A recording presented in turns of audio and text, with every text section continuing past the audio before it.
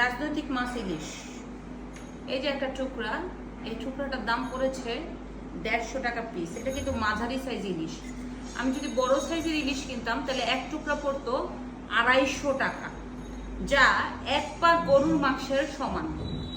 তো আমরা যদি এক পা গরুর গোস্ত কিনি সর্বোচ্চ রেট হচ্ছে 200 টাকা, অথচ এক পিস বড় সাইজের ইলিশের দাম হচ্ছে 250 টাকা, ছোট সাইজের ইলিশের দাম 150 থেকে 75 টাকা। যাই হোক, এই ইলিশ মাছগুলি কিনেছি, দেখতে পাচ্ছেন এখানে। এই ইলিশ মাছগুলি কেনার অর্থ হচ্ছে, আমার কাছে মনে হলো যে আমরা ইলিশ খিচুড়ি করব অথবা ইলিশ পোলাও করব। তো আমার টার্গেট ছিল যে 50 জনকে আমার সাধ্য অনুযায়ী আমি ইলিশ পোলাও খাওয়াবো। বাট বাজারে যাই দেখলাম আমি 100 জনের গরুর মাংস দিয়ে বিরিয়ানির জন্য আমার যে বাজেট থাকে সেই বাজেটের থেকে অনেক বেশি লাগলো 50 জনের ইলিশ পোলাও করতে গিয়ে। তো কেন হবে এটা? ইলিশ তো আমাদের বাংলাদেশের উৎপাদন, এটা তো আমরা কোনোখান থেকে ইম্পোর্ট করি না, আমরা তো কোনোখান থেকে আনি না, এটা ইম্পোর্ট হয় না। সো আমাদের এই এক পিস ইলিশ কিনতে যায় যদি 2000 টাকা কেজি লাগে, তাহলে উৎপাদন হয় প্রতিদিন টনের টন ইলিশ উৎপাদন হয়।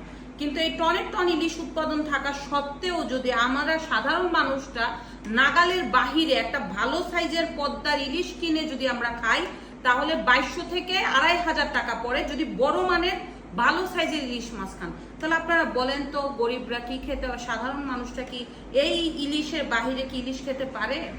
কখনোই না। ইলিশ কখনোই আমাদের নাগালের মধ্যে ছিল না, ইলিশ সব সময় আমাদের নাগালের বাহিরে ছিল। আগে থেকে দেখে আসছি ইলিশ মানে এক্সপেন্সিভ ফুড, খাবার। তো এত টনের টন ইলিশ উৎপাদন হওয়া সত্ত্বেও আমরা বাহিরে রপ্তানি করতে পারি, সে আগে থেকেই, সেই সরকার আমল থেকেই এখন পর্যন্ত আমাদের বাংলাদেশের সাধারণ মানুষের নাগালের মধ্যে ইলিশ আসলো না। ইলিশ কেনার থেকে কিন্তু আমি 3 কেজি, 1 কেজি ইলিশ কেনার থেকে আমি 3 কেজি গরুর মাংস কিনতে পারি অলমোস্ট। এই 3 কেজি গরুর মাংস সাধারণ মানুষ গরুর মাংস কিনে খেতে পারে না, তাহলে এক টুকরা ইলিশ মাছ বা একটা ইলিশ মাছ খাবে, তাহলে একটা ঝাটকা খাইতে পারে, ঝাটকা, বড় ইলিশ না। বড় ইলিশ সাধারণ মানুষ খেতে পারে না। তো যাই হোক, বলবো যে ইলিশ রপ্তানি বাংলাদেশে হয়, তাই বাংলাদেশের মানুষ যাতে ইলিশ খেতে পারে এই ব্যাপারে সরকার, আগামী সরকারদের পদক্ষেপ নেওয়া উচিত যে সাধারণ মানুষ ইলিশ খাবে, এরপরে সেটা ইন্ডিয়ায় যাক বা যেখানেই যাক রপ্তানি পরে, আগে বাংলাদেশের মানুষ খাবে। তো এই ইলিশগুলি করেছি, ইনশাল্লাহ কালকে দেখবেন এটা আমাদের ইলিশ পোলাও হবে। এই রিক্সাওয়ালা ভাইদের জন্য অথবা রাস্তার কোনো অসহায় মানুষদের জন্য আমি আমার সাধ্য অনুযায়ী ইলিশ পোলাও করবো। ভালো থাকবেন।